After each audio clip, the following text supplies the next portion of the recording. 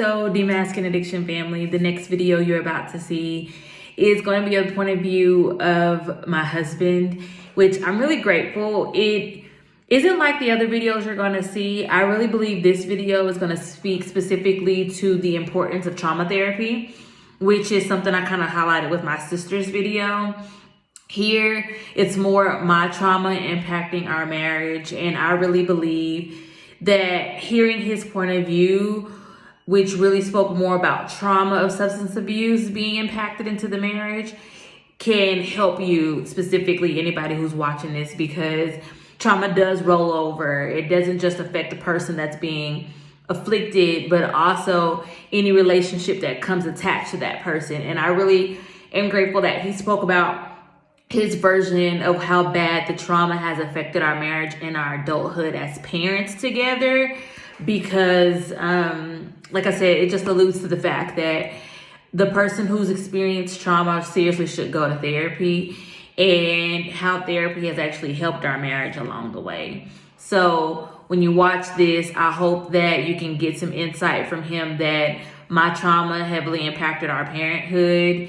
And as time continues to go on, it got a little better due to me going through some deep trauma therapy. So enjoy the video. Just guys, wanted you to know that it's more so of the substance abuse impacting my life and my trauma impacting our marriage. All right. Mwah. Enjoy the video. Welcome back to Demasking Addiction. I am grateful that you guys are here.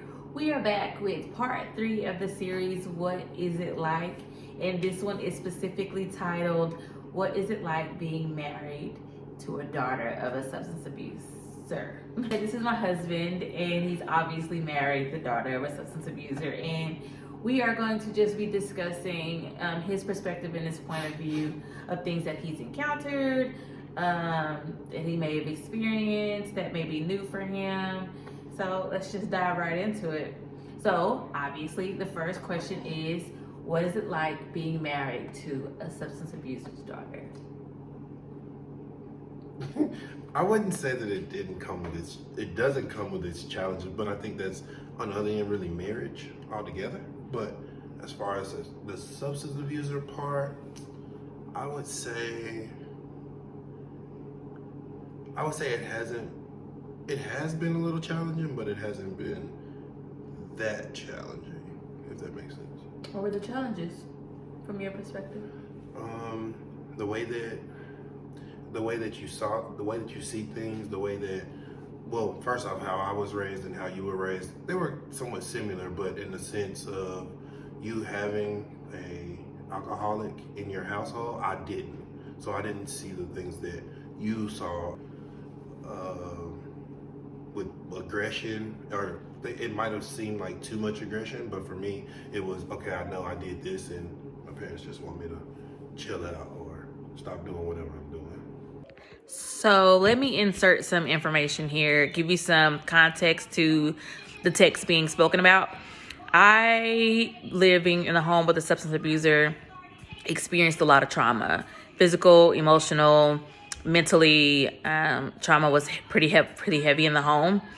And now that I'm like a married woman at the beginning of our marriage, not even the beginning, we're almost 7 years in. And within the years that we've been married, my trauma scars and my trauma wounds have been opened since being married to my husband. And I struggled with him being a father to our children, because the way fatherhood looked to me growing up was pretty scary, and left me, like I said, with some open trauma wounds that I have been and still sometimes battle in my adulthood today. And so what my husband's speaking to is, because of my traumatic injuries per se that I have faced while living in the home that I was raised in, I had some reservations towards the way my husband was a father, or is a father, to our children. So just wanted to give you some context. Okay, back to the video. So you feel like a challenges were, what I'm hearing you say is discipline? No, not so much as discipline, because I believe that you were disciplined. One of your parents were a substance abuser, the other one wasn't. So I think that the discipline that we received were the same. Well, for you, one of your parents; for me, both of them. But for you, one parent might have been overboard in a sense. Well, you might have seen it as being overboard, so it kind of poured into our marriage a little bit. As far as how I may talk to our kids, you might see it as that's too much, but for me it was, well, this is normal. It's not that I'm not doing it in spite of I'm on any drugs or anything like that. So the like being married to me, you would say you've experienced some rollover effect of my trauma into our marriage. Yes. Yeah, that's fair.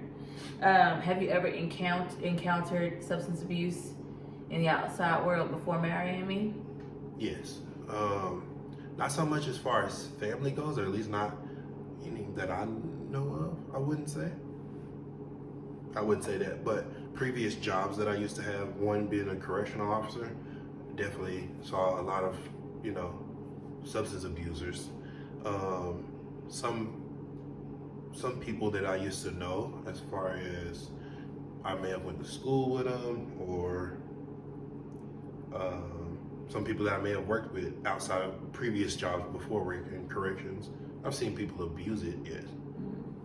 So you've not really been directly impacted by it, though? No, not directly. That's a beautiful thing. I'm a little jealous.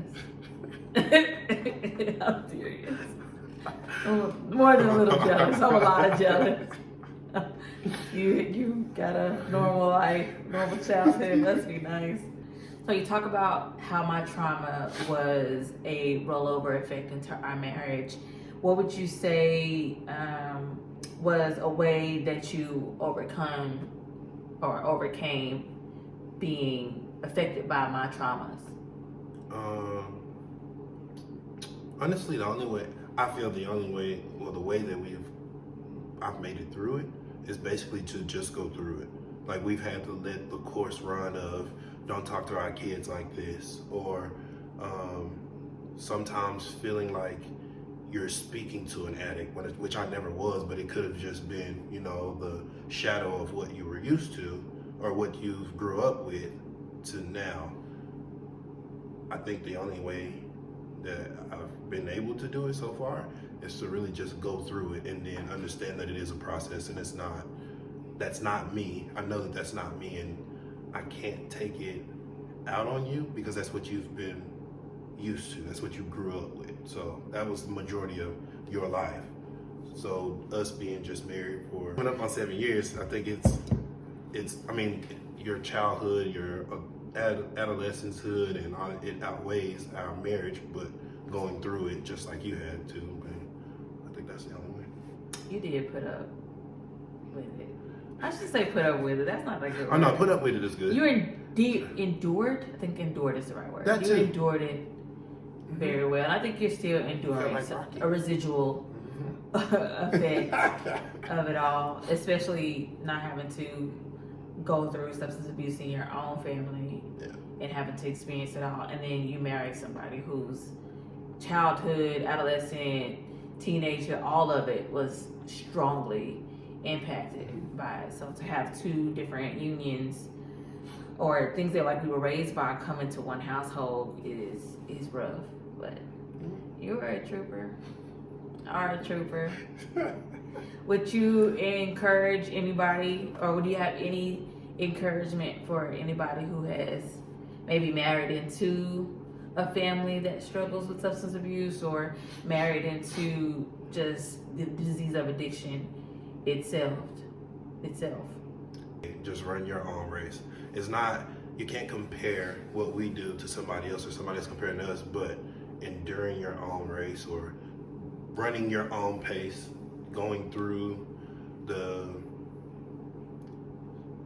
through the steps. It's not necessarily steps, but going through the steps and understanding where that person is coming from and understanding that it's not you or not me.